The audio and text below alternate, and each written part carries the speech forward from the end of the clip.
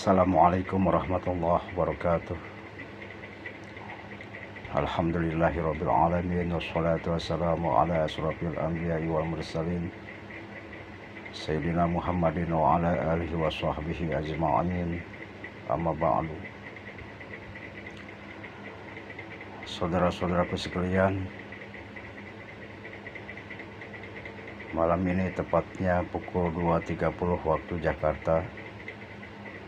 Kebetulan hujan sangat lebat sekali.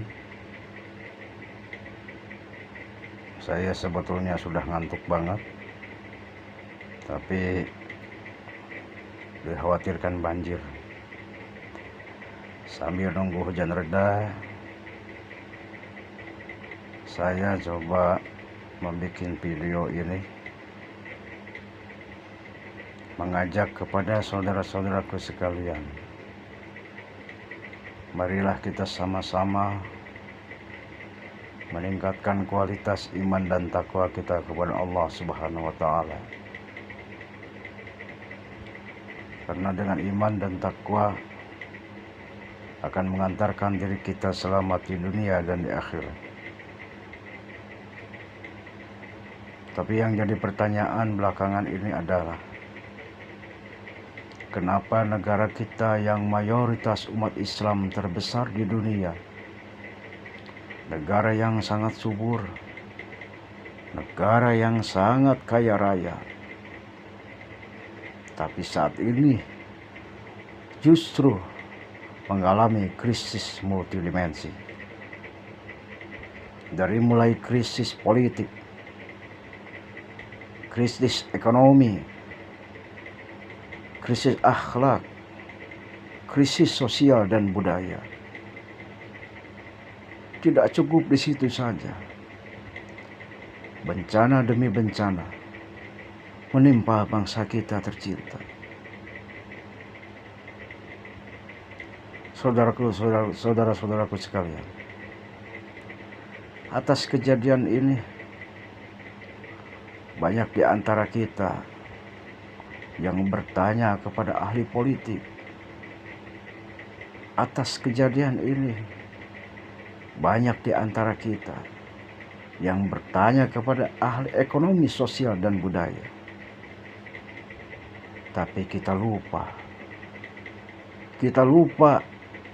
kita tidak bertanya kepada Allah Subhanahu wa Ta'ala. Karena Allah Subhanahu wa Ta'ala telah berfirman di surat Al-A'raf ayat 96.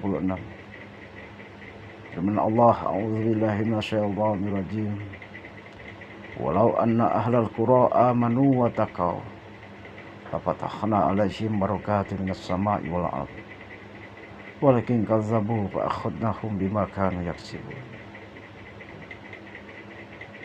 Kata Allah, seandainya penduduk suatu negeri, penduduknya amanu wa taqaw,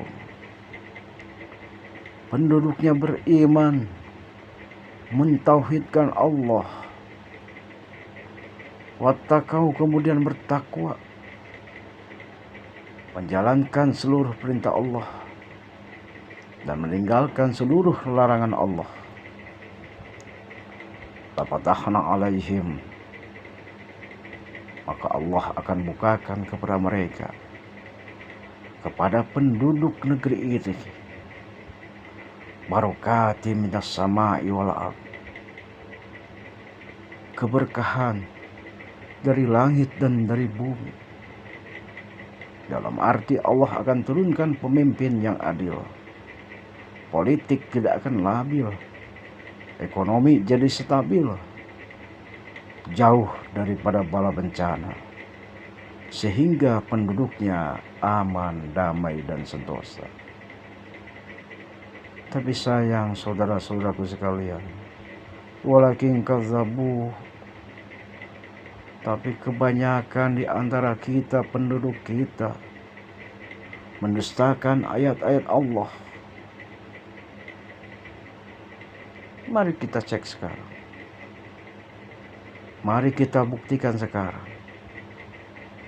Banyak mana orang yang nongkrong di jembatan, Banyak mana orang yang nongkrong di jalanan daripada duduk di masjid.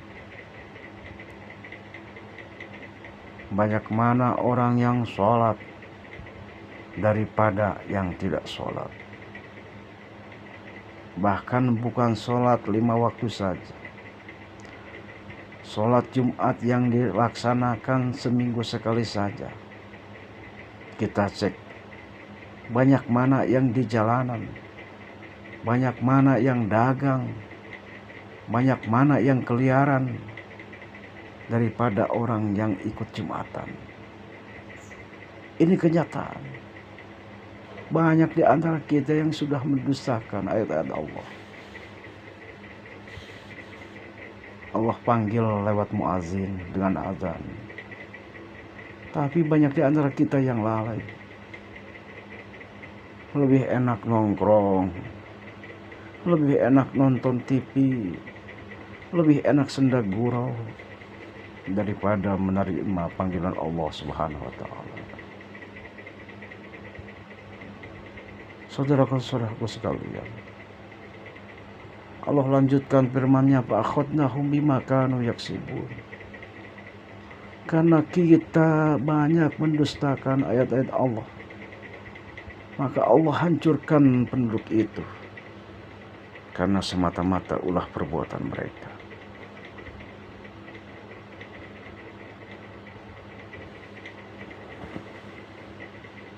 Saudara-saudaraku sekalian,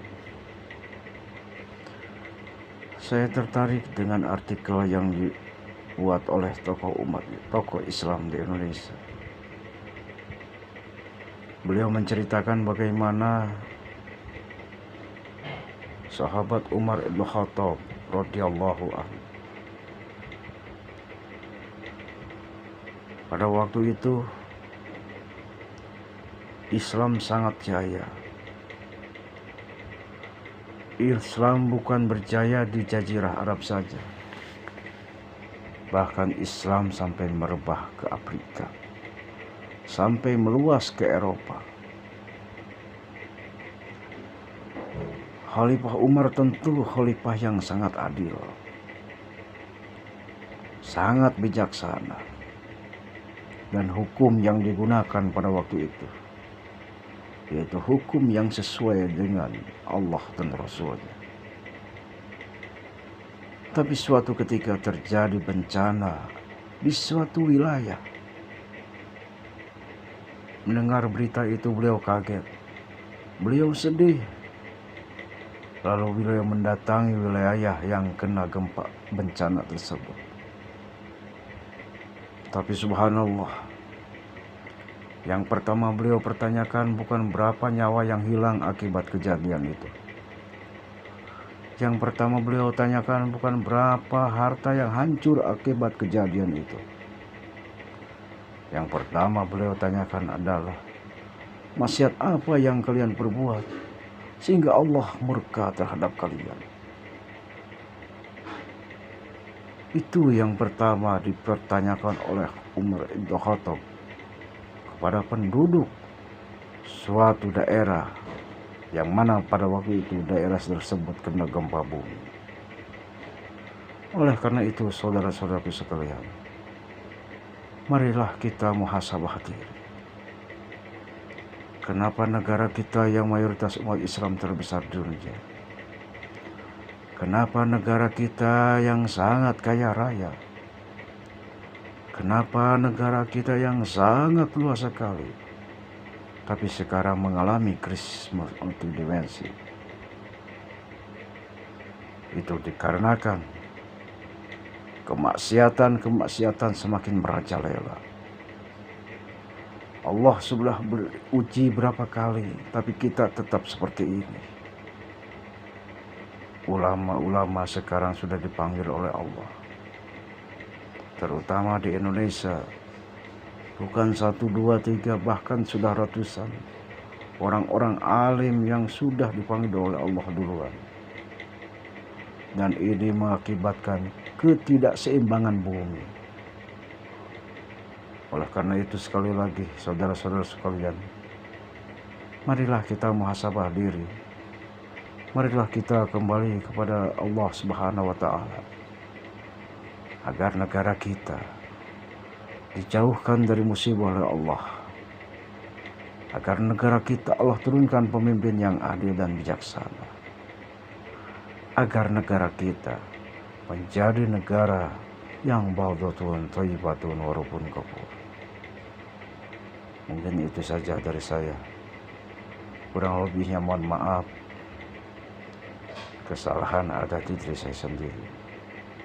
Kebenaran adanya milik Allah Subhanahu wa Ta'ala. Wassalamualaikum warahmatullahi wabarakatuh.